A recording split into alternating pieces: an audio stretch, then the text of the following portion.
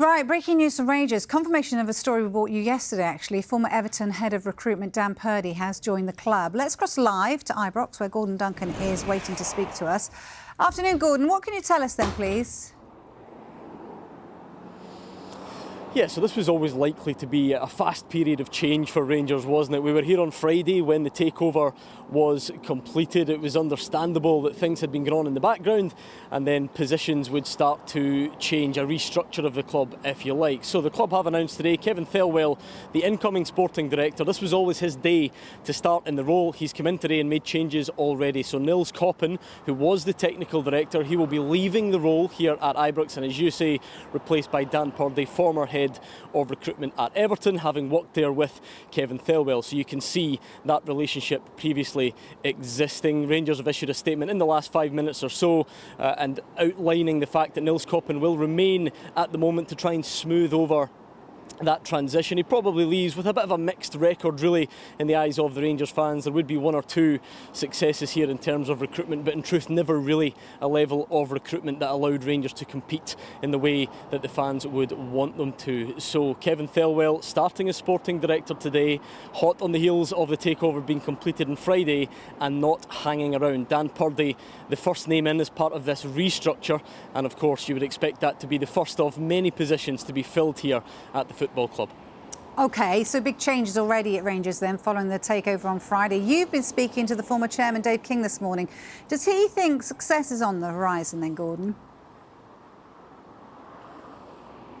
Yeah, I think first and foremost, Dave King admits that he fully expects that and hopes that to be the case because he played a role in all of this happening. He's always an interesting perspective to get, Dave King, because he is a Rangers fan, but as you say, has served as chairman in various other roles at the football club, and he played a part behind the scenes not only in bringing the parties together but ultimately selling his shareholding in the club as well. So he's certainly hopeful that it leads to success, and he is confident. He was telling me this morning that he was also speaking to some other parties as well. There was a Saudi-backed group who he believed had the financial muscle required but maybe lacked in terms of that football know-how and knowing what it takes to get a football club like this on top. He feels that the Andrew Cavenagh-led group, which has bought that 51% controlling stake, backed by 49ers Enterprises, he felt they ticked both boxes, having the financial muscle to compete with Celtic, but also having that know-how, that knowledge of how to get things done on and off the pitch here. So he says he shares the excitement of the Rangers fans.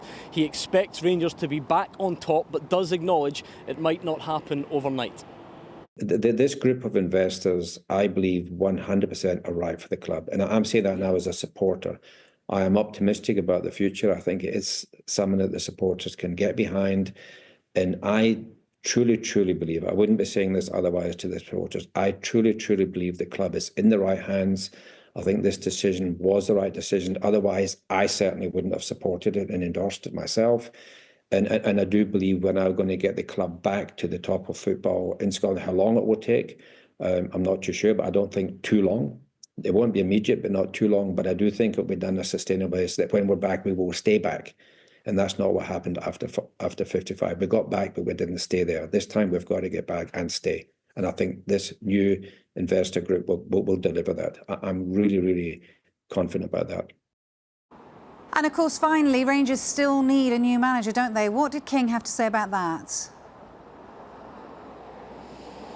Yes, I think the fans will be tuned in all week, desperate for news of that managerial appointment. And it was interesting to hear his thoughts as well, because I think he, like everyone else, has seen that list almost get smaller and smaller as the weeks have gone on. Really now it feels like Davide Ancelotti and Russell Martin remain the two main names in the frame. Very different profiles, with Russell Martin having managed recently at Southampton, having played here, of course. Davide Ancelotti yet to go on his own as a manager, but that wealth of coaching experience under his dad at some massive clubs. Dave King says he has a bit of sympathy with the new board here at Ibrox, because it is always a high-risk appointment. It's difficult to tick every single box, but his priority, if you like, he felt, was trying to get someone that really understood the landscape here and understood just what it takes to be successful in this city.